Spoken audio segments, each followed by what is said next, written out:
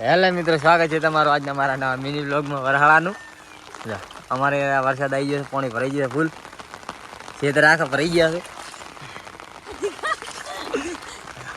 મોરે મોરે પાણી પાણી જ છે.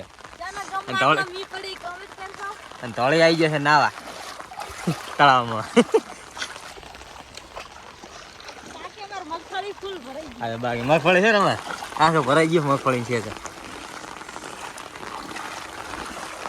હમણાં સરખું થઈ ગયું છે લેવલ.